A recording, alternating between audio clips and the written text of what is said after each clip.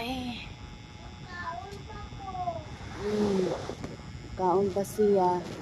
Inahan, mamilo. Anong trabaho sa usa ka inahan? Kapoy.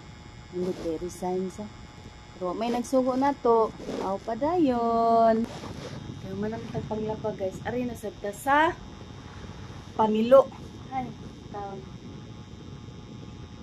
Unya to ang papel ba no? Isip usa ka inahan. Grabe ito ang responsibilidad. Pagway lang ko nang manog panglaba, karon mamilo na sadta. E pag tinag yung naghanas pilunonon. Oni siya ba nga ato ang sayaw, ay ato ang kaskas, ato ang sayaw. Oni kinabuhi sa usa ka inahan no. Ijud lalim. So na kanang ma-realize nato ba nga magka-edad-idaran na ta. Dili jud ay lalim. Na mahimutang usa ka inahan. Maybe uban di makarelate, no? Kaya labi na kanang ang ilang kinabuhi is kanang matawag na to nga hayahay. Manang ang ubag di sila makarelate sa mga nagian nato, labi na mga atong kahimtang is dili sama sa ilaha ba. Kay lain man gud kayo, lahi ra jud kistanan kung ikaw inahan ka nga hayahay ang imong kinabuhi, kanang dato ka ba, dili jud ka maka-relate sama nako or sama sa ubang mga inahan nga ngun ani ang kinabuhi ba nga magatiman sa mga anak kada adlaw sa eskwela imuha hatod kuha nana ba ang ubang mga ginikanan nga nagmata nga hayahay sila, di jud sila makarelate sama nato or sama sa ubang inahan. Pero kiningon ani nga mga kinabuhi sa usa ka inahan nga tanan kaskas imuha pa jud sayaw nana. So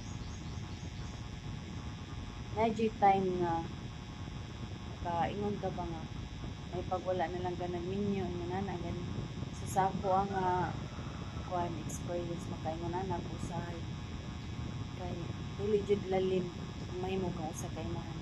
Sabi na kada adlaw ka nagasyaok dili jud lalim mo nang pwera na lang sa mga makarelate no.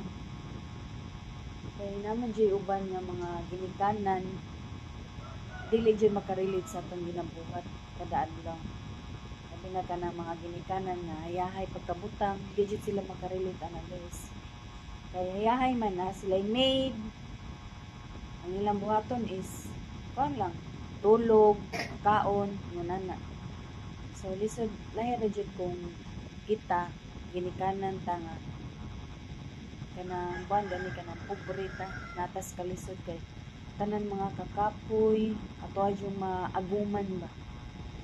Imagine na lang ninyo daghan kitag pilunonon guys. So wala lang, nag-share lang ko sa akong mga kuan nga bulungaton isip ko sa kainahan dili jud ay lalim. So akong una-una sa unang daghan kay mistanan man nagsuon ba niya akong mama mo rin nagatiman nagana ako karon nga dili jud ay lalim may mong inahan.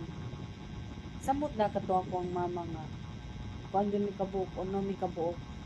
So ihatanan trabaho sa balay ana dyan mo ma-realize pa kung ikaw na gani may mong inahan sa ingon ana. So dili ko kay imagine nga kami sa una kuan gyud mi kanang dorimi ba sunod-sunod. So dili ko ka kuanan na ka maka-relate kay sa ako ang part man gud is tag kuan ang gap sa akong mga anak tag 5 years ana. So karon bisan 5 years ang gap sa akong kinamagwangan ug sa akong ikaduha makaingon ko nga di jud lalim mahimong usa ka inahan.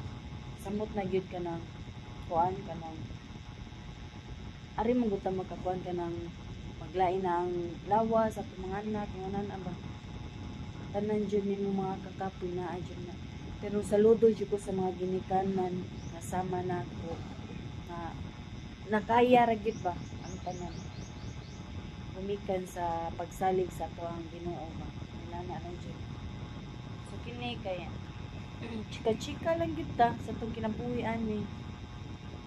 Kabalo man ko nga daghan sa kay mga inahan nga parehas nako nakarelate sa kanang trabaho diri sa balay nga di jud siya lalim.